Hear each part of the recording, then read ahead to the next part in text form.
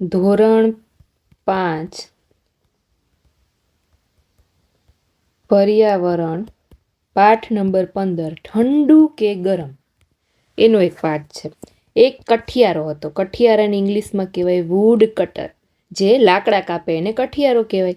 તે દરરોજ સવારે જંગલમાં લાકડા કાપવા જતો હતો. સાંજે તે બધા લાકડા શહેરમાં વેચી આવતો. શું કરે, સવારે જંગલમાં લાકડા કાપવા જાય અને પછી છે એ સાંજે શહેરમાં વેચી આવે. એક દિવસ તે જંગલમાં ખૂબ દૂર સુધી જતો રહ્યો. ત્યારે ખૂબ જ ઠંડી હતી. તેની આંગળીઓ થીજી ગઈ. આપણે કેમ શિયાળામાં ઘણી વખત શાળાએ જતા હોય સવારમાં, તો જ્યારે ખૂબ ઠંડી હોય ડિસેમ્બર મહિનામાં, ત્યારે આપણા આંગળા જાણે કેમ બરફ થઈ ગયા હોય તે થીજી જતા હોય. કઠિયારો વારંવાર એની કુહાડી બાજુ પર મૂકી એના હાથ મોં પાસે લાવતો હતો. કુહાડીને ઇંગ્લિશમાં શું કહેવાય? એક્સ.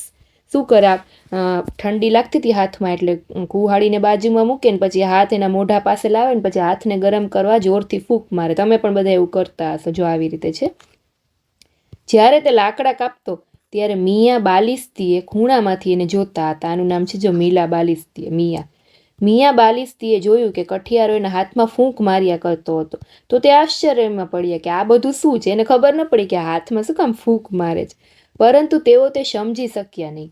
તે વિચાર કરતા ઊભા થયા કે તેમણે કઠિયારાને પૂછવું જોઈએ કે તમે શું કરો છો એમ.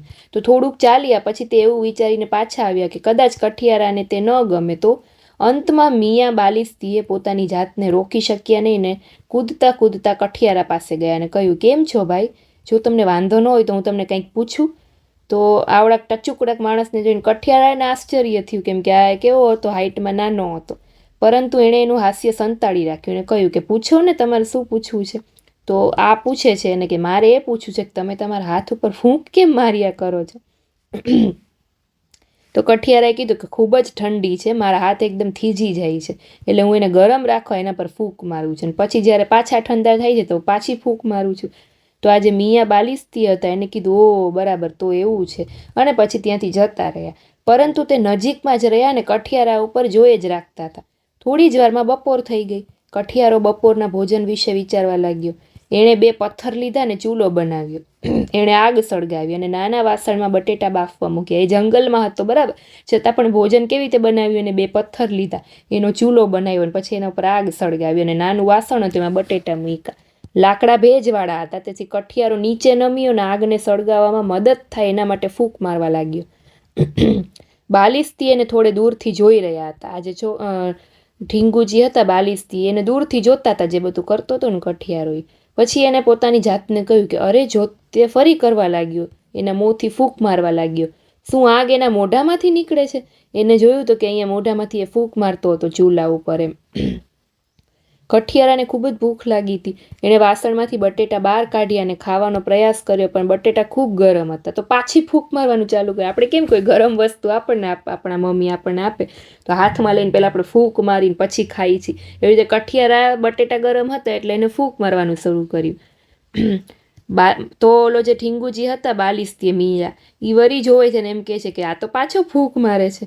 શું તે બટેટા સળગાવવા જઈ રહ્યો છે? થોડીક વાર એના પર ફૂંક માર્યા બાદ કઠિયારાએ તે પોતાના મોઢા મૂક્યો અને ખાવા લાગ્યો. હવે મિયાને ખૂબ આશ્ચર્ય થયું. એ પોતાની જાતને રોકી ન શક્યા અને ફરી પાછા કેની પાસે ગયા? કઠિયારા પાસે. અને કીધું, કેમ છો ભાઈ? એમણે કહ્યું, જો તમને વાંધો ન હોય તો પાછો એક પ્રશ્ન પૂછ્યું. તો કઠિયારાએ કહ્યું, કાંઈ વાંધો નથી, પૂછો જે પૂછ્યું હોય. તો કે આજે સવારે તમે મને કહ્યું કે તમે તમારા હાથને ગરમી આપવા માટે ફૂંક મારતા હતા, તો હવે તમે તો આ બટેટા ઉપર ફૂંક મારો છો, એ તો ગરમ જ છે, તો શું કામ ફૂંક મારો છો? તો કઠિયારાએ સમજાવ્યું કે ના ના, આ બટેટા ખૂબ ગરમ છે, એને ઠંડા પાડવા માટે હું ફૂંક મારું છું. તો આ સાંભળીને મિયા બાલિસ્તીનો ચહેરો સફેદ થઈ ગયો ને તે ડરના માર્યા ધ્રુજવા લાગ્યા અને દૂર જવા લાગ્યા. કઠિયારો સારો માણસ હતો. એણે કહ્યું કે શું થયું, તમે કેમ ધ્રુજો છો? આટલા તમને ઠંડી લાગે છે? તો એમ છતાં મિયા બાલિસ્તીએ પાછળ જવા લાગ્યા.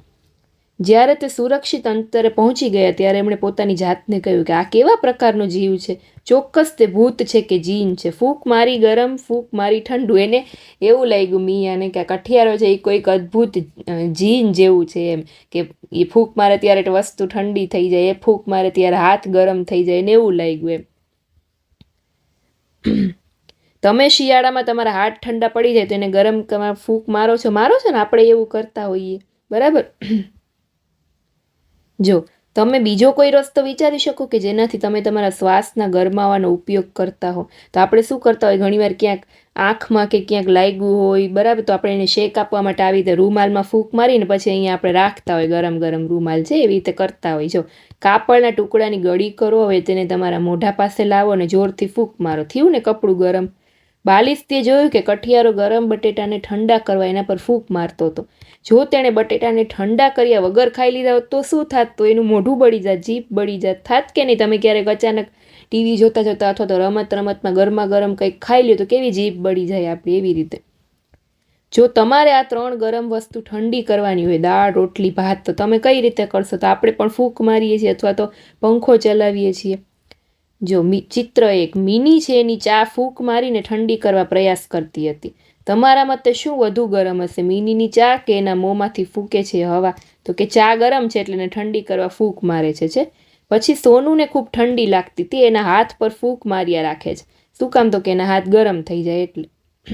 તમે તમારા મોઢાથી બીજા કયા કામ માટે હવા ફૂંકો છો? તો આવી ચકેડી તમારે લીધી જ હશે, તમે મેળામાં મળતી હોય તો તમે ફૂંક મારીને એને ચલાવો છો ને.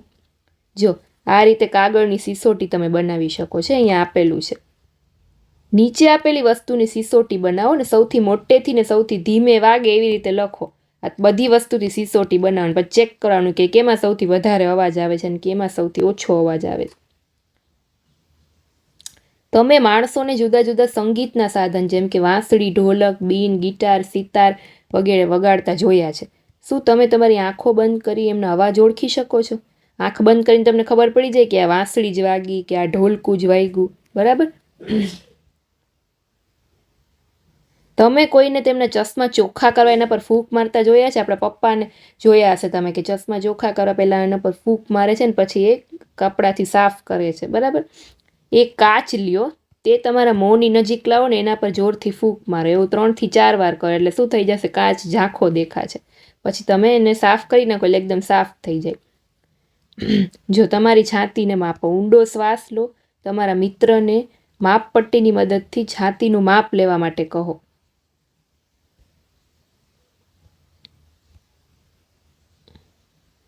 હવે શ્વાસ બહાર કાઢો. ફરી વખત તમારા મિત્રને તમારી છાતીનું માપ લેવા કહો. પછી પાછું માપવાનું સેન્ટીમીટર. તમારી છાતીના 2 માપમાં કોઈ તફાવત જોવા મળ્યો? હા, તફાવત જોવા મળ્યો કે નહીં? તમારે અહીંયા લખવાનું કેટલા સેન્ટીમીટર, બરાબર? તમારી આંગળી તમારા નાક નીચે મૂકો, જો આવી રીતે.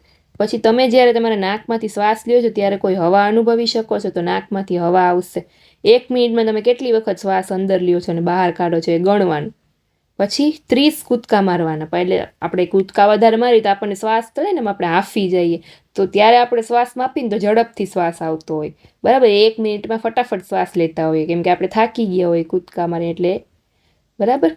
જો તમે બધાએ ઘડિયાળનો ટીક ટીક અવાજ સાંભળ્યો છે. તમે ડૉક્ટરને તમારી છાતીનો અવાજ સાંભળવા સ્ટેથોસ્કોપનો ઉપયોગ કરતા જોયો હશે.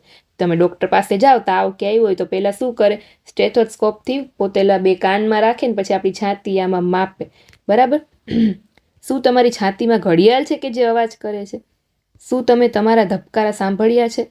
તમારા ખભાથી કોણી સુધી લાંબી રબરની ટ્યુબ લો, ટ્યુબના એક છેડે ગરણી લગાવો, ગરણી તમારી છાતીની ડાબી બાજુએ મૂકો અને ટ્યુબનો બીજો છેડો તમારા કાન પાસે રાખો, તો તમને તમારા ધબકારા સંભળાશે. જો આવી રીતે.